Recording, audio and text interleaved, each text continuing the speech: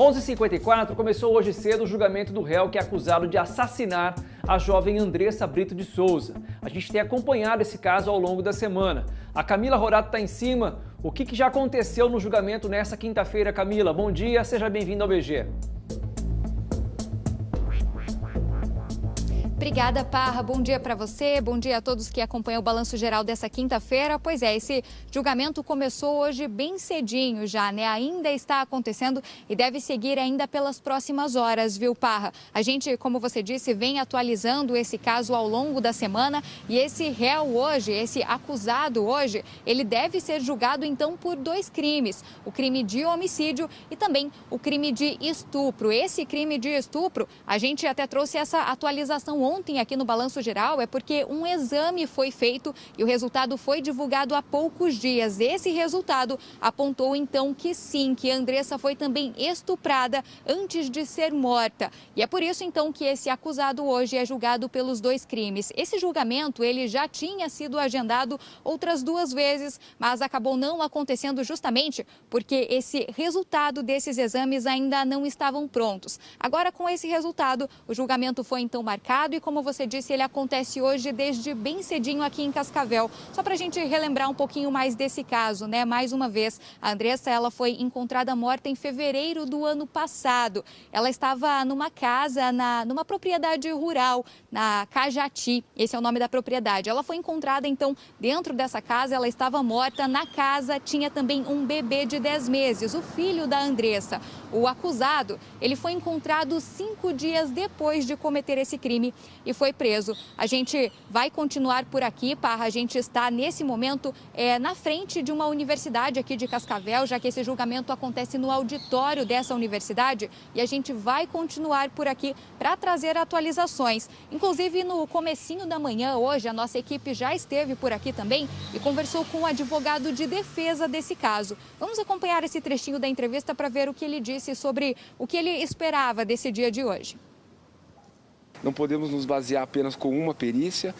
No processo penal, uma prova apenas não pode ensejar na condenação de nenhuma pessoa. Tem que existir várias provas robustas, certezas absolutas, que possam chegar em uma certeza, sem dúvidas alguma, se porventura o acusado cometeu ou não qualquer tipo de crime, né? Hoje nós vamos realizar esse júri e vamos aguardar o desfecho final e a sentença dos jurados. Afinal de contas, são eles que julgam.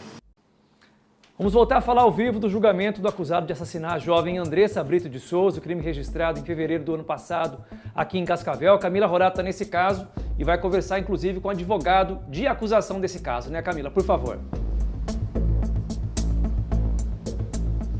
Exatamente, Parra. A gente continua, como você disse, aqui em frente de onde acontece, então, esse julgamento. Acontece no auditório de uma universidade aqui de Cascavel. E quem está aqui ao meu lado, nesse momento, é o advogado de acusação, o Ricardo. Ele estava acompanhando durante toda essa manhã, vai acompanhar até o fim do dia esse julgamento. E o Ricardo vai atualizar para a gente, então, como é que foram essas primeiras horas. Fala para a gente o que aconteceu nessa manhã, como é que você avalia essas primeiras horas do julgamento. Boa tarde para você. Boa tarde.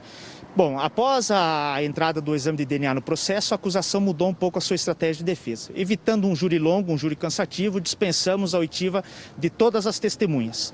Foi ouvida em plenário uma testemunha presencial por parte da defesa e foi ouvida também a perita que confeccionou o exame de DNA apenas para esclarecimento de termos técnicos. Um depoimento muito conclusivo, onde ela realmente afirma que o material genético do autor foi encontrado nos órgãos íntimos da vítima. Posteriormente a isso, o autor foi ouvido, ele confessa o crime, né?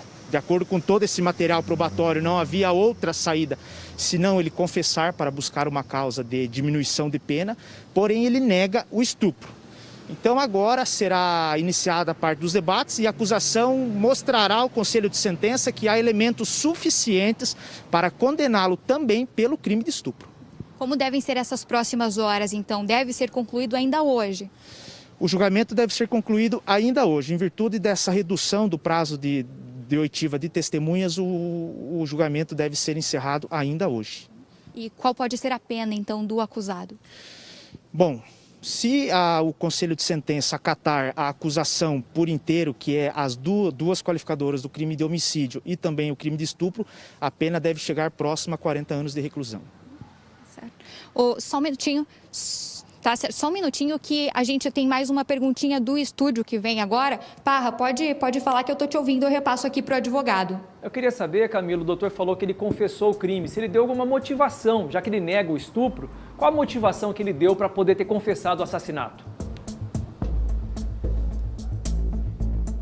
Bom, ele confessou, né? Você disse que ele confessa o homicídio, não confessou, então, com relação ao estupro, mas ele deu alguma motivação para ter cometido esse crime? Porque até hoje não existe ainda isso, uma motivação, né? Ele não tinha falado sobre isso. O que é que ele fala?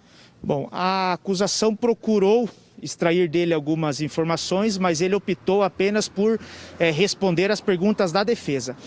A defesa ela não entrou nesse mérito, então ela apenas busca uma confissão simples, onde ele afirma que matou, porém não estuprou. Mas elementos no processo indicam que ele havia algum desejo pela vítima em relação de uma proximidade de infância. Ele já havia relatado para algumas testemunhas, né, que disseram em plenário que ele realmente sentia algo por ela e muitas vezes reclamou que ele tentou, ainda na infância, uma aproximação, mas ela sempre evitou o contato. Tá certo. Muito obrigada pela sua participação.